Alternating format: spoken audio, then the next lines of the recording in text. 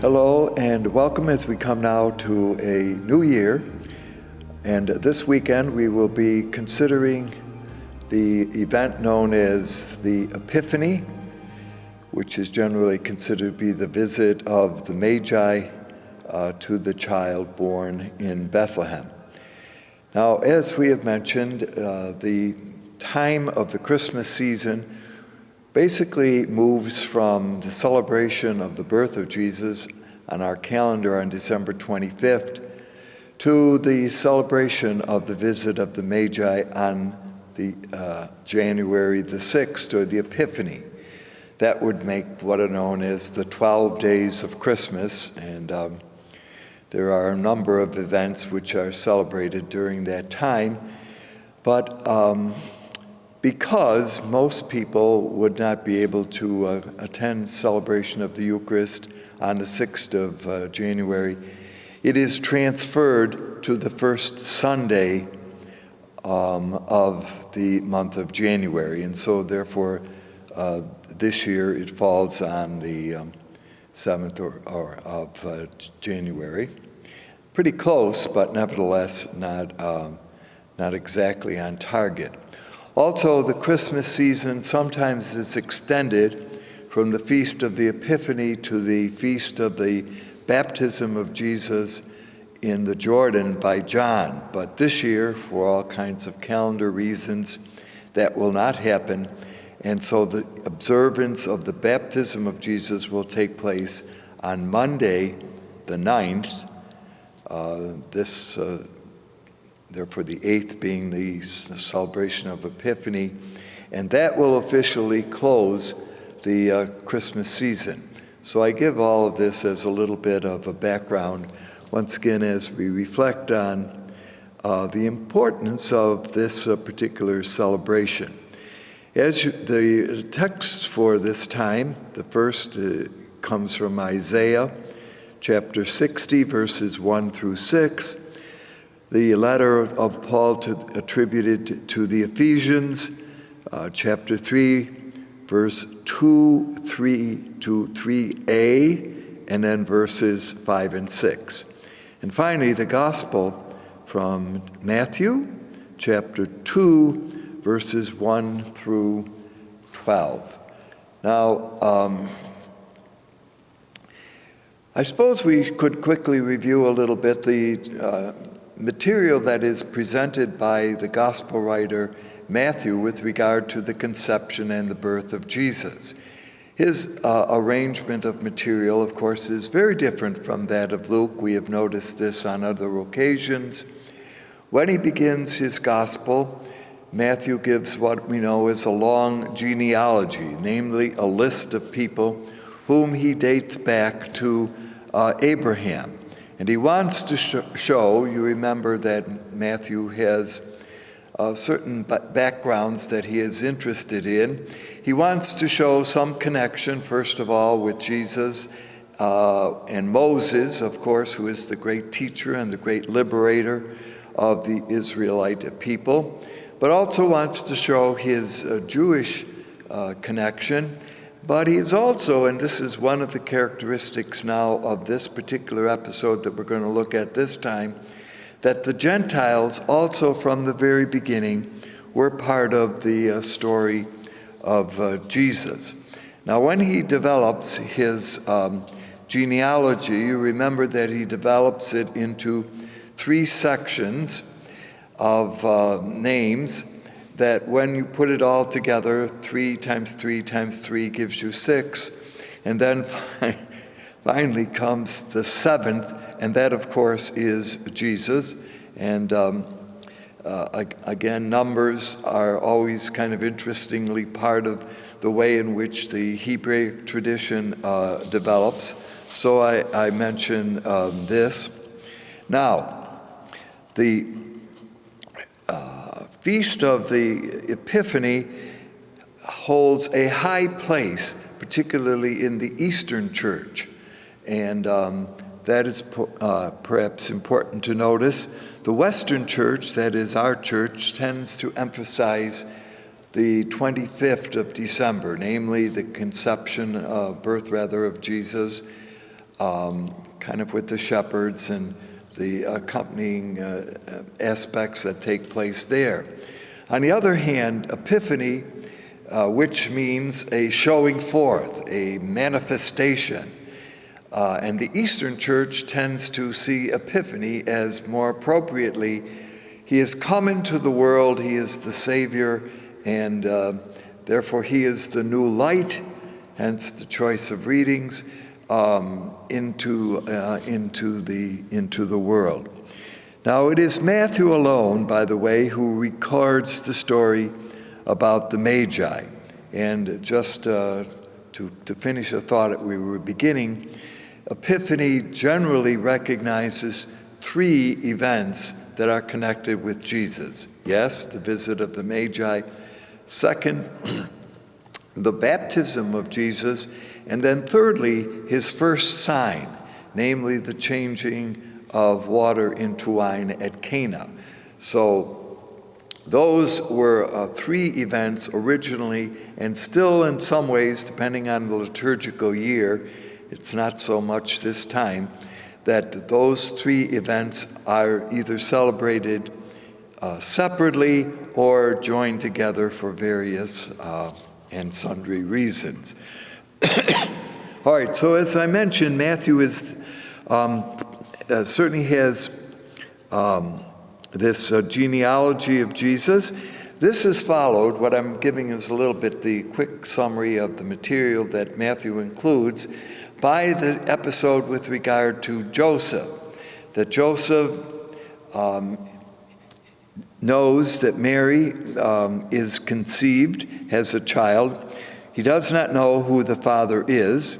He is concerned, as Matthew presents it, with preserving the honor and dignity of the families, both of his own and, of course, of Mary's, and is thinking of quietly divorcing her. And that would have been a process by which, if he could just simply set her aside. Remember that we're dealing with the betrothal period. Betrothal and actual marriage ceremony generally involved a year in between. So if during this betrothal season or period, he can quietly set aside Mary as his betrothed, would give an opportunity, at least from a historical point of view or practical point of view, finding who the father is of Mary's child, and perhaps rearranging the wedding or the marriage there, and thus saving the dignity and the honor of both families when the angel of the Lord appears to Joseph in a dream, tells him to please take Mary into his betrothed, interestingly, into his home, that the child conceived is divine and of God. And that is the way in which that episode ends. Joseph does that. He responds to the invitation of God through the angel. The angel is not named, but nevertheless, we can expect that it is perhaps even Gabriel, although we're not sure. Certainly one of the great messengers of the Lord. Now, that brings us to the next story, and that's the story that we observe this time. Matthew begins it by telling us where Jesus was born, in Bethlehem of Judea. That, of course, is in agreement with the account found in Luke. But from here on, there are a few details concerning his birth. All that we know is that he is born there. And now we get the messengers, three visitors from the east. So it's important to notice the direction they come from. That would be, and that leads to all kinds of speculation as to exactly what section of the east they belong to. Generally, it is considered Persia, and that can be inclusive of a large number of areas. And they come to Jerusalem. They come to the capital city of Israel at the time, to the king. Now that is Herod the Great.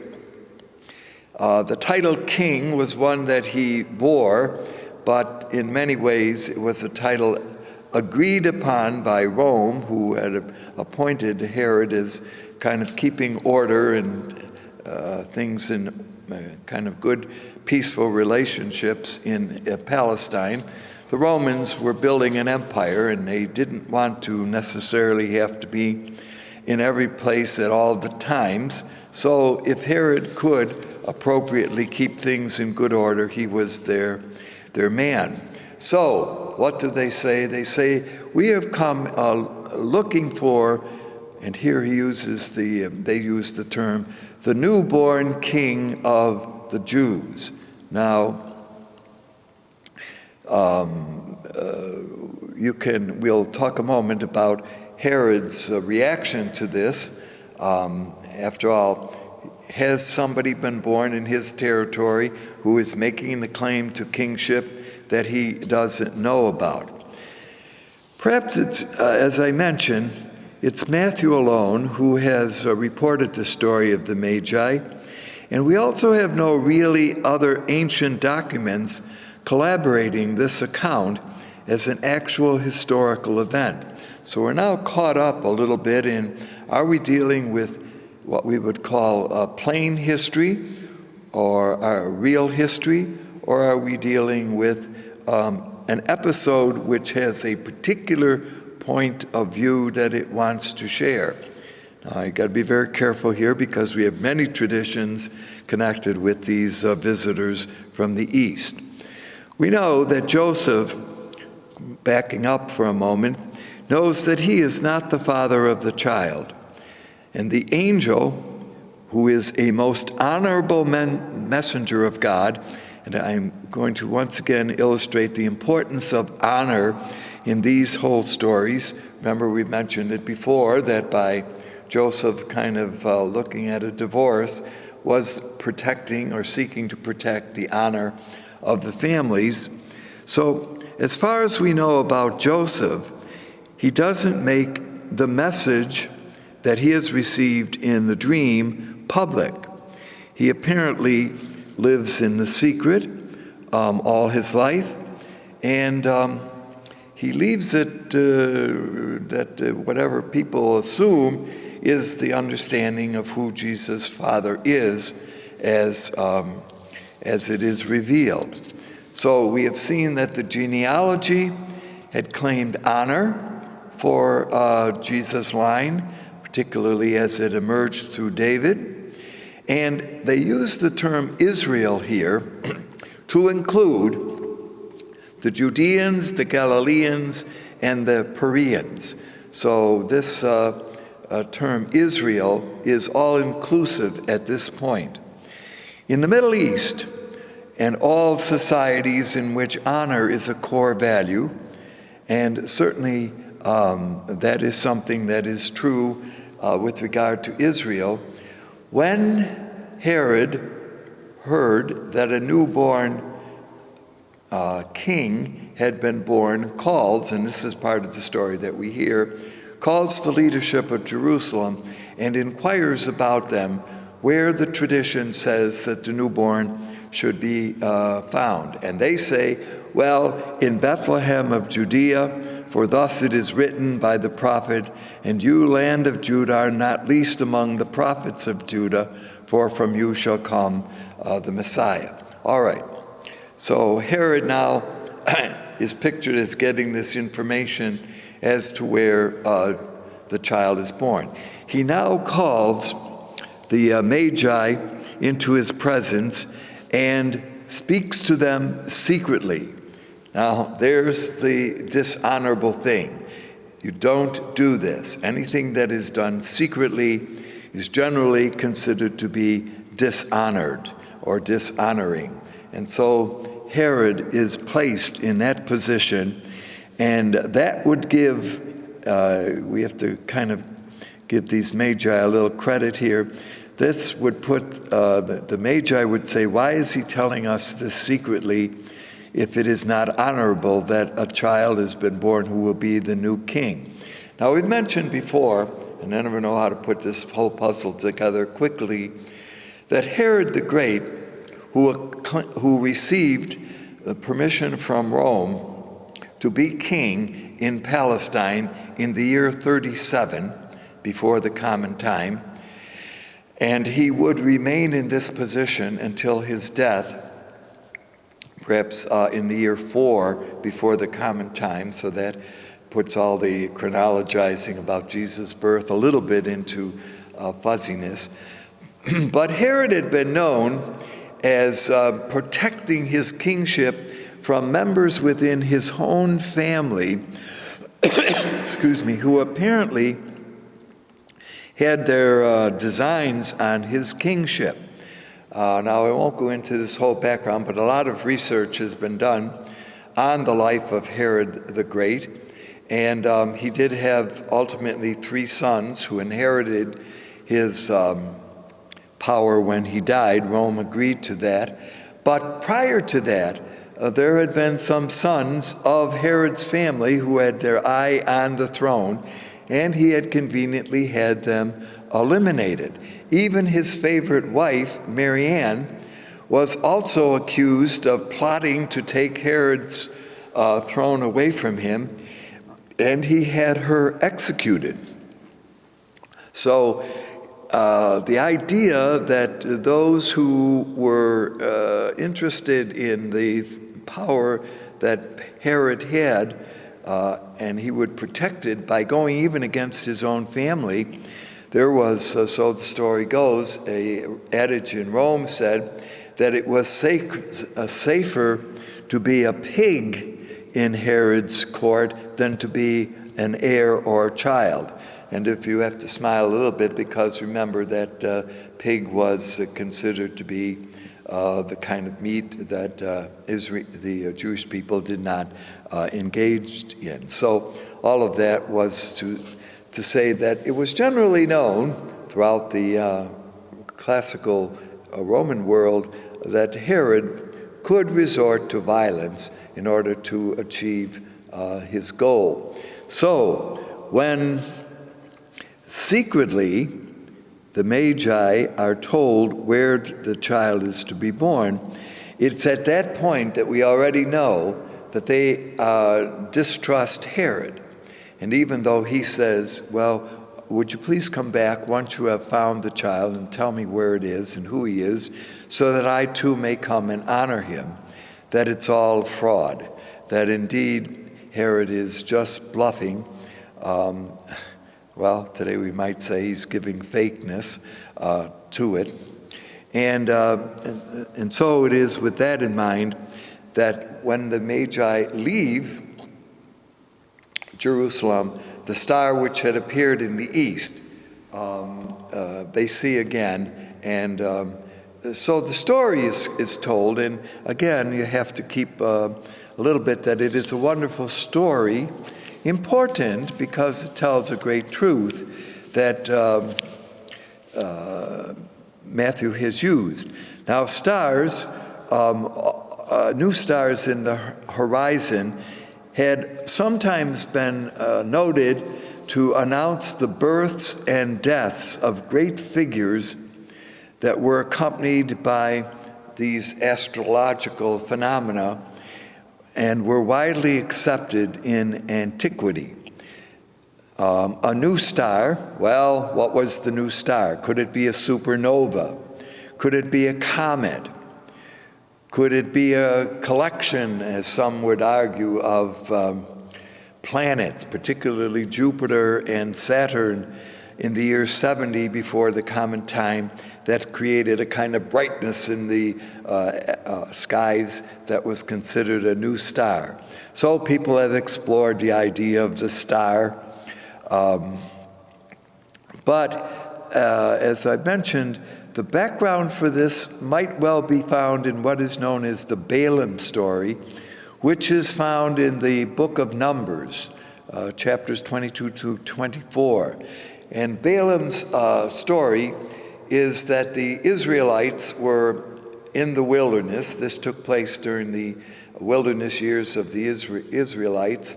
And Balaam is afraid of these people, and he calls in a prophet to curse to curse the Jewish people. Well, all three times as the Balaam goes to make the curse, it turns out to be a blessing. He can't curse him. And then there is a line, a star shall appear leading those into light. So the star in Balaam's story may well be the star that Matthew uses in his story. That's, again, taking into account the fact that the gospel writer Matthew is very familiar with Old Testament or Hebrew stories, and this would be an example of his doing this. So the star appears shall come forth, saying, out of Jacob. And of course, you get the kind of lineage, the genealogy of Jesus, Jacob's sons, etc. So it all kind of nicely meshes together. All right, so these Magi, well, now we have all kinds of questions about who the Magi were. A couple of things that we generally today, even though I know we have all kinds of stories about this, but the Magi were not kings. The Magi, well, we don't know the number of them, we don't know their names, but you're going to say we do know that, and we'll talk about that in a minute.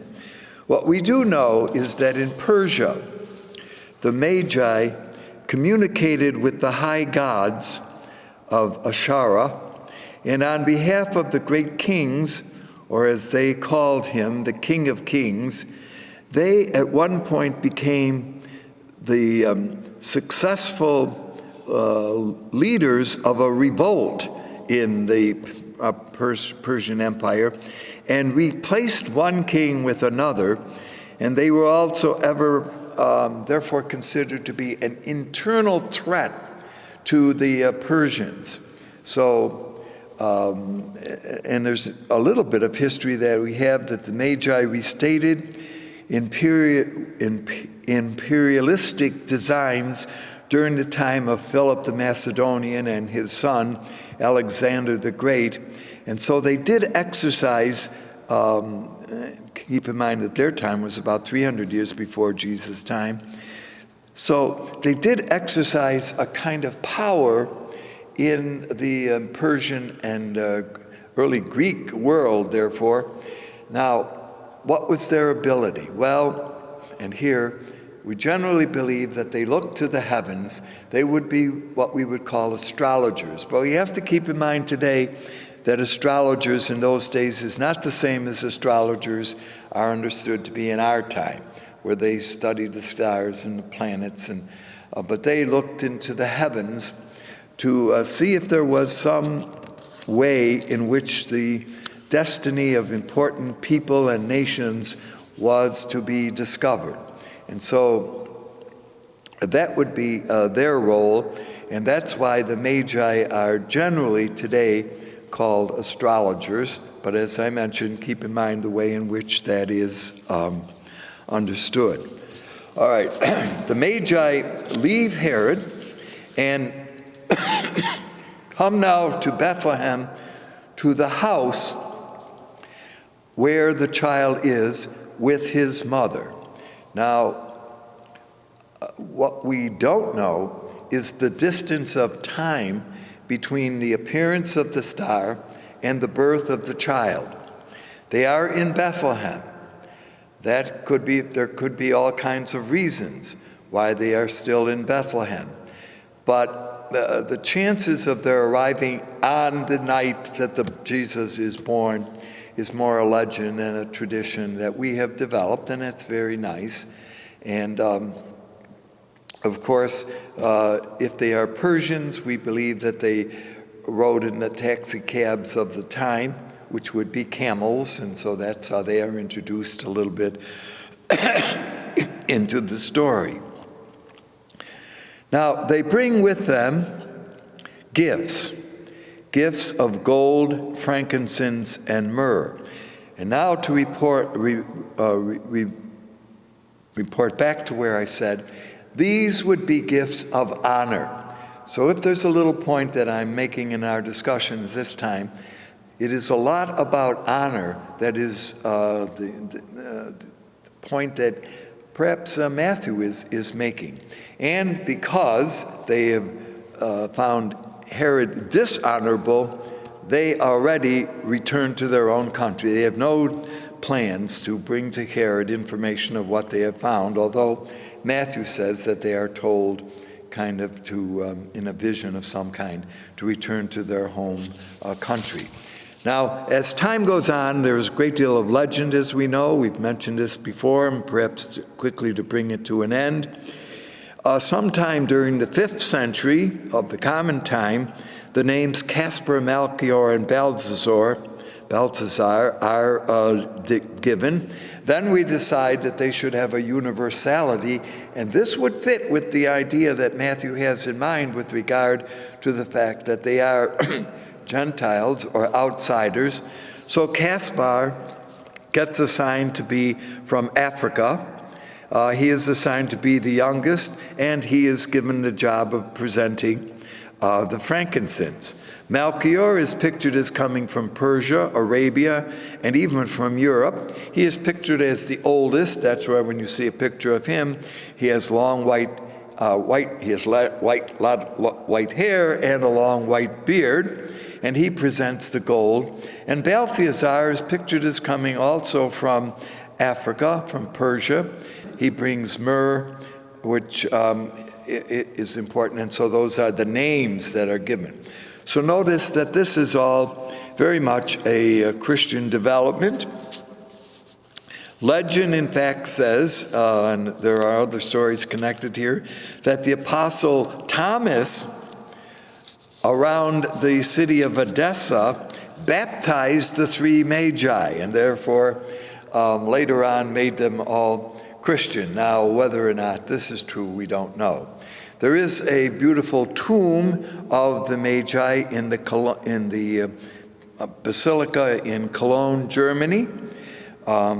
Caspar is pictured as dying at age 55, at age 116 rather. That Melchior died at age 112, and Balthazar, age 109. So they lived to be a ripe old age, if that would be important. So, putting together what we have is the importance of the honor that is presented to Jesus as the true King, the true Messiah. And that, I think, might be one of the real reasons for Matthew's crafting this story. Just as a little concluding thought, a tradition within Germany and in many of the other Catholic countries is that on this first weekend of the year, a house blessing is made, and the use of the house blessing would be to write over the main door frame of your house the initials of the 3 wise men now, as we call them, or the Magi, with their names. And so the way in which you would do it, with blessed chalk, which hopefully you can find at the entrances or exits of your church this time, you begin with a little cross, then a C, then a little cross, then an M, then a little cross, then a B, then a little cross. So you put that over the main door frame of your household. Perhaps there's a little blessing. You can ask for the blessing of your house during the year. Now, if you want the Latin of it, there's actually a Latin phrase that is developed. I'll give it to you. Christus Minorem Benedicat. And you will notice Christus C, Minorem M, Benedicat B. So it all kind of is a wonderful kind of tradition developed by Christians over the ages to remember that as the Magi visited the house where Jesus was during this season, the manifestation, the glory of Jesus is made, and that his house, his home, is with all who believe in him. Well, wishes for a wonderful new year, and hope to see you again.